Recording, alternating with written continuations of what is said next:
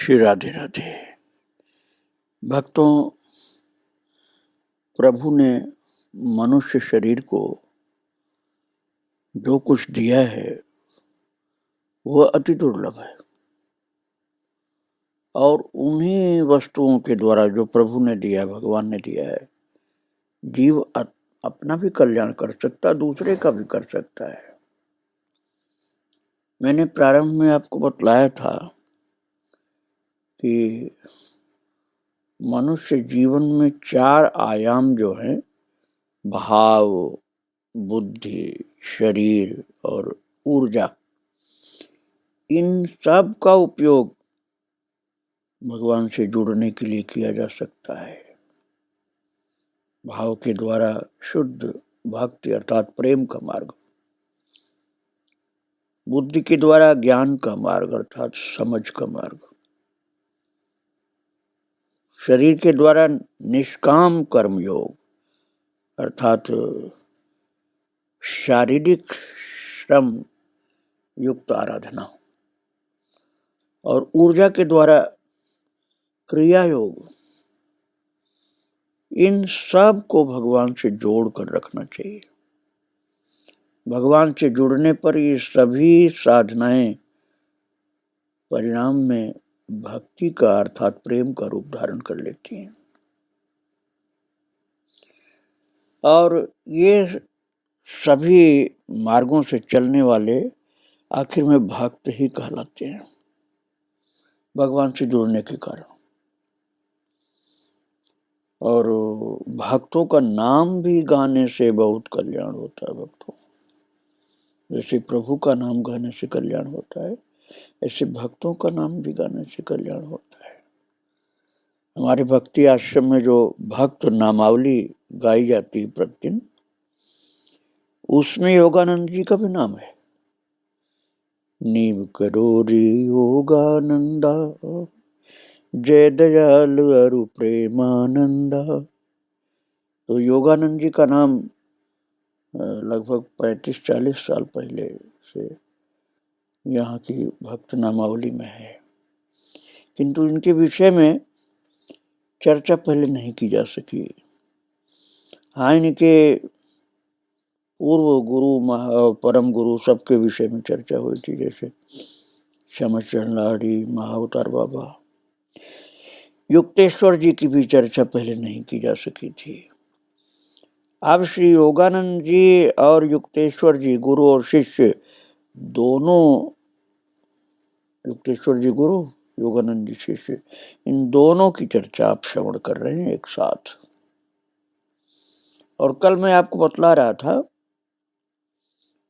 कि महाअवतार बाबा, जिन्होंने अपना परिचय वास्तविक बताया नहीं अभी, एक संत के रूप में कुंभ में मिले थे युक्तेश्वर जी को, और उन्होंने युक्तेश्वर जी को कहा था बाबा ने, महाअवतार बाबा ने, कि आपको कुछ विश्व कल्याण के लिए सेवा कार्य करना होगा, और वो ये होगा कि आपको संपूर्ण विश्व के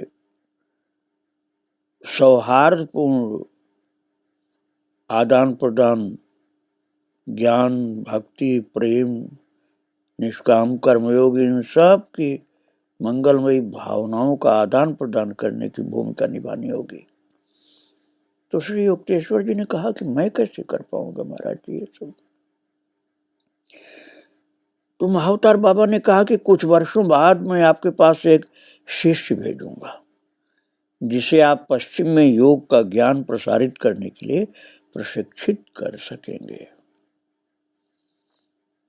तो महाराज, वही योगानंद जी के लिए संकेत किया गया है उस समय। तब योगानंद जी का जन्म भी नहीं हुआ था जिस समय की बात है, लेकिन ये तो परम योगी लोग तो भूत भविष्य वर्तमान सब जानते हैं। आगे क्या भगवान को करना है ये भी उनको पता है, इसलिए पहले ही संकेत कर दिया। और श्री युक्तेश्वर जी से कहा कि वहाँ के अनेक मुमुक्षुओं के अर्थात पश्चिम देशों के अनेक मुमुक्षुओं के ज्ञान पिपासु स्पंदन बाढ़ की भांति मेरी ओर आते रहते हैं। अब आप समझिए ये महाअवतार बाबा का अनुभव है। भक्तों, समस्त जीव भगवान के ही तो अंश हैं। ऐसा कोई नहीं है कि जो भगवान का अंश न हो। तो भगवान के अंश सभी हैं।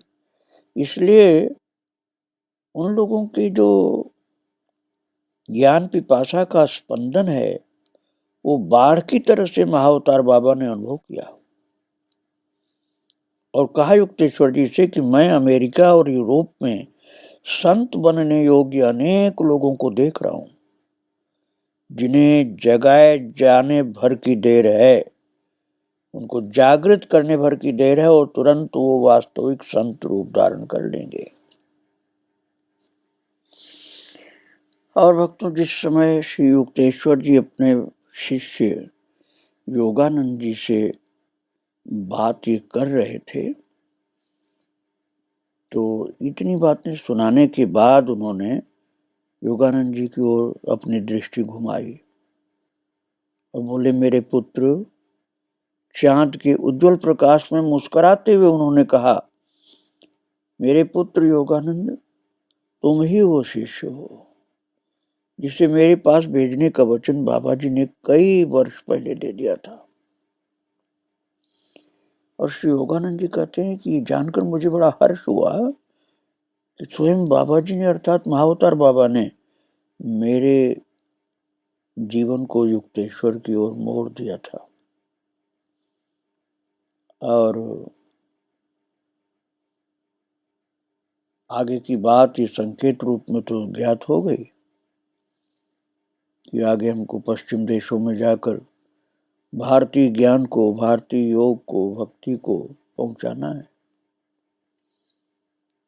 ये सब होने पर, ज्ञान ज्ञात होने पर भी आश्रम की सादगी युक्त शांति से दूर, जो श्री रामपुर में अर्थात कलकत्ता के पास जो आश्रम है युक्तेश्वर जी का, वहां की सादगी युक्त शांति से दूर पाश्चात्य जगत में अपने होने की कल्पना करना योगानंद जी के लिए कठिन लग रहा था। उन्हें लगा कि ये तो बड़ा मुश्किल काम है। और श्री युक्तेश्वर जी ने अपनी बात जारी रखी। उन्होंने कहा कि जब मुझसे बात कर रहे थे महाराज जी, बाबा जी, तो भगवत गीता के बारे में बोलने लगे और श्री युक्तेश्वर जी ने कहा योगानंद जी से कि मेरे आश्चर्य का ठिकाना नहीं रहा जब प्रशंसा के कुछ शब्दों में उन्होंने स्पष्ट संकेत दे दिया कि उन्हें इस बात का ज्ञान था कि मैंने गीता के कुछ अध्यायों पर टीका लिखी थी।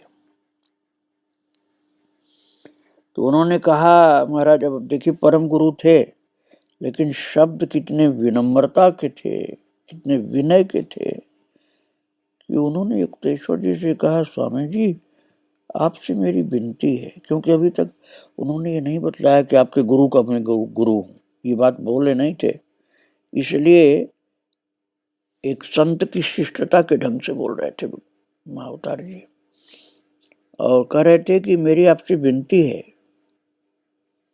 आप एक काम को हाथ में ले लें।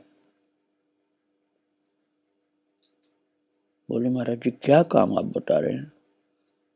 बोले, वो काम ये है कि आप हिंदू और ईसाई धर्म ग्रंथों में निहित एकता पर एक छोटी सी पुस्तक लिखें जिसमें ईसाई धर्म, हिंदू धर्म की एकता की बात हो। मनुष्यों के धार्मिक मतभेदों के कारण उनकी मूल एकता पर किसी का ध्यान नहीं जा रहा है। भावों को न समझते हुए आदमी विवाद मन में पैदा करता है। महाअवतार बाबा ने कहा युक्तेश्वर जी से कि समानार्थी उदाहरणों को प्रस्तुत करके ये दिखा दीजिए कि ईश्वर के सभी ज्ञानी पुत्रों ने एक ही सत्य का उपदेश दिया है। तो महाराज युक्तेश्वर जी झिझकते हुए बोले, महाराज, आपने ये कैसा आदेश दे दिया? क्या मैं इसे पूर्ण कर सकूंगा? तो बाबा जी ने मधुर हंसी हंस करके, अर्थात महाअवतार बाबा थोड़ा हंसते हुए, दिलासा देते हुए, अर्थात भरोसा देते हुए बोले, बेटा ये संदेह क्यों? सचमुच ये सब किसका कार्य है और कौन सब कार्यों का करता है? प्रभु ने जो भी मेरे मुंह से कहलवाया है उसका सत्य बनकर साकार होना अवश्यंभावी है। क्योंकि महाराज इनको तो त्रिकाल का ज्ञान था ना, अब भी है। उस समय की घटना के अनुसार कह रहा हूं कि ज्ञान था, लेकिन वो तो आज भी है। तो वो तो सब वर्तमान की तरह देख रहे थे, भविष्य को भी। इसलिए बोले बाबा, अर्थात महाअवतार बाबा, कि जो मैंने कहा है सत्य साकार होना अवश्यंभावी है, ये होगा आगे। और श्री युक्तेश्वर जी कहते हैं योगानंद जी से, मुझे ऐसा प्रतीत हुआ कि उन संत महाराज के आशीर्वाद से मुझमें वो काम करने का सामर्थ्य आ गया था। अतः मैंने पुस्तक लिखने के लिए अपनी सहमति व्यक्त कर दी। और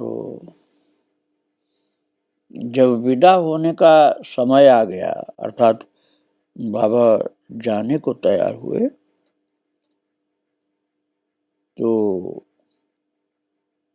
मेरी इच्छा तो अभी उठने की नहीं थी, लेकिन मैंने समझ लिया जाना चाहते हैं, तो अनिच्छा पूर्वक अपने पर्णासन से उठा। पत्तियों का जो आसन बना हुआ था उससे उठ गए। तब बाबा बोले, महाअवतार बाबा, आपने को अभी तक नाम नहीं बताया था अपना कि मैं कौन हूं, तुम्हारे गुरु का गुरु हूं, ये बात अभी तक बताए नहीं थे।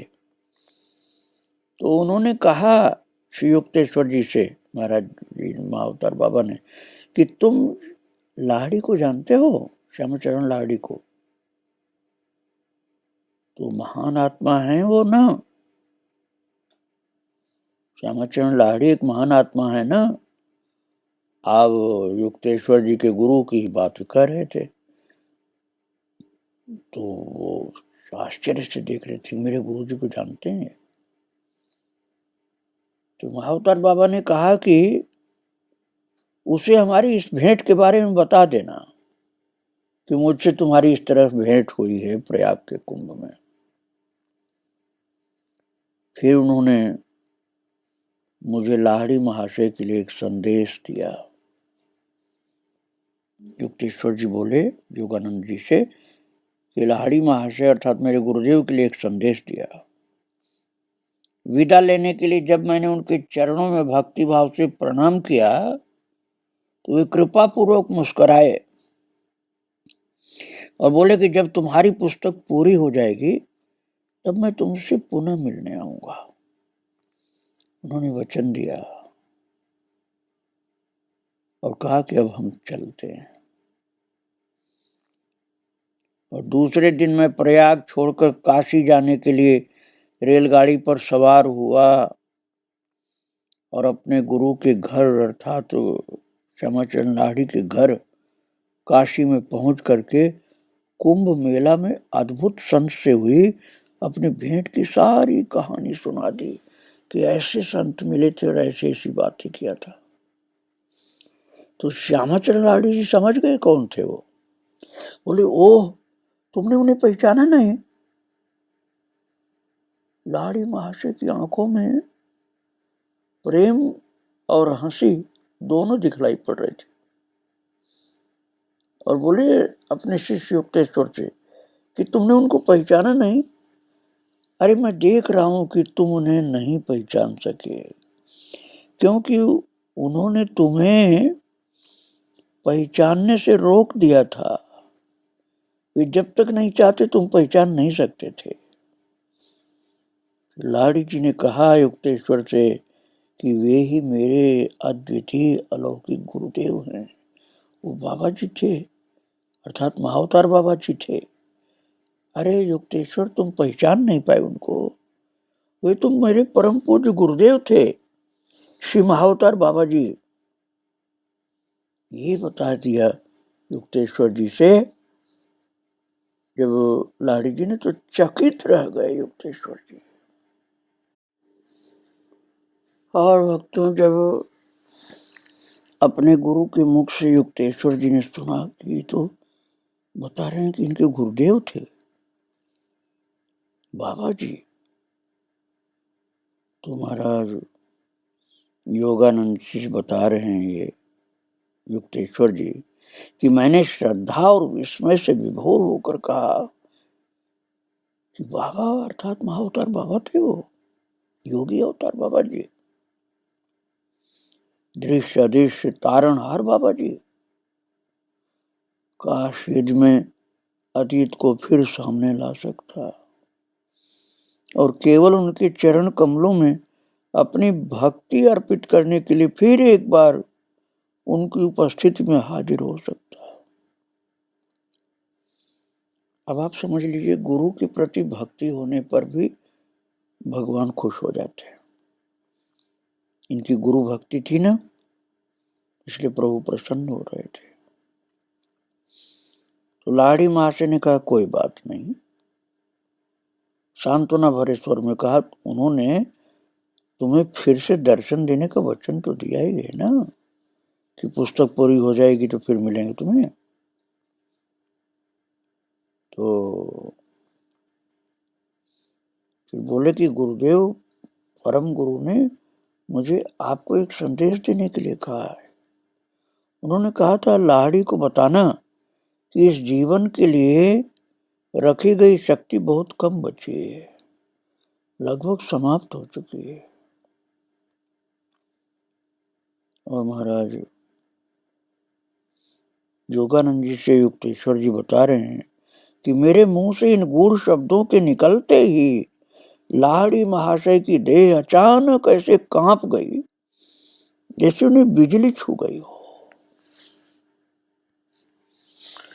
श्री योगानंद जी से युक्तेश्वर जी ने कहा कि वे पल भर में निस्तब्ध हो गए लाड़ी जी, और उनका सदा मुस्कुराता चेहरा अत्यंत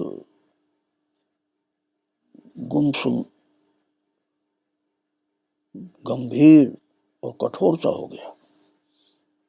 काठ की मूर्ति की भांति गंभीर और निश्चल बन करके वे अपने आसन पर बैठे रहे। उनके शरीर का रंग बिल्कुल उड़ गया। तो युक्तेश्वर जी कहते मैं भयभीत और चकित हो गया कि मेरे गुरु जी को क्या हो गया। कहते हैं कि मैंने सारे जीवन में कभी भी उस आनंद मूर्ति को इस प्रकार गंभीर होते नहीं देखा था।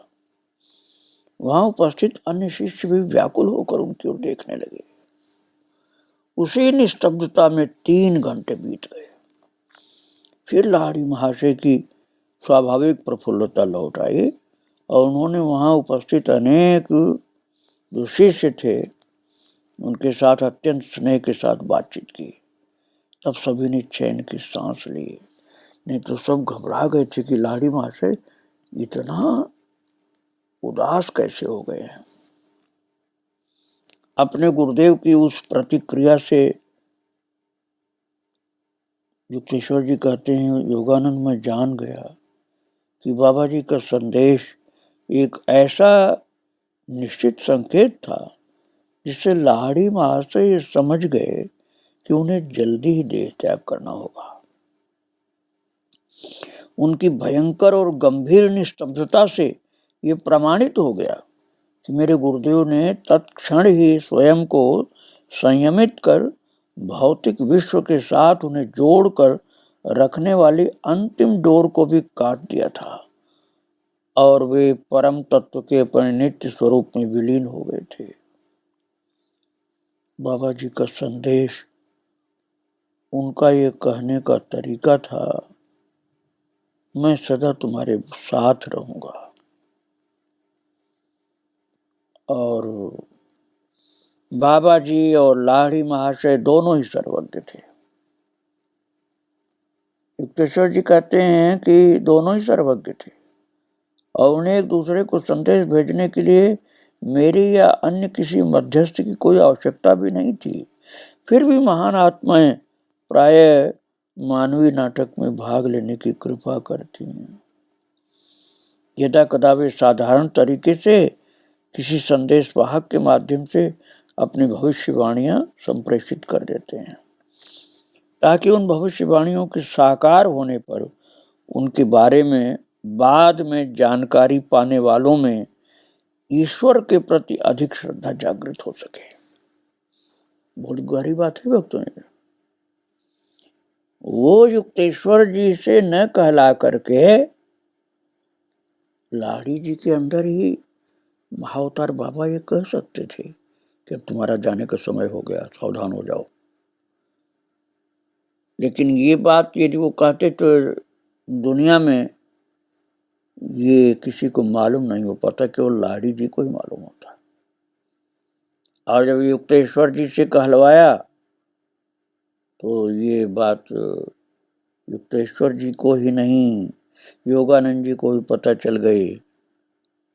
और आज आपको भी मालूम हो रही है कि लाड़ी जी को सावधान किया था महाअवतार बाबा ने कि आपके जाने का समय हो गया है, सावधान हो जाओ। चित्तवृत्तियों को बिल्कुल समेट लो। और फिर योगानंद जी कहते हैं कि गुरुदेव ये तो बड़ी गंभीर बातें हैं। बोले हाँ यही बात है। मैं गुरुदेव का दर्शन करने काशी गया था उस समय, तो मैंने वो संदेश सुना दिया था। और इसके बाद जल्दी मैं काशी से चल पड़ा और श्री रामपुर में बाबा जी द्वारा बताए गए शास्त्रों के लेखन कार्य में जुट गया। जो महाअवतार बाबा ने कहा था वो लिखना चालू कर दिया।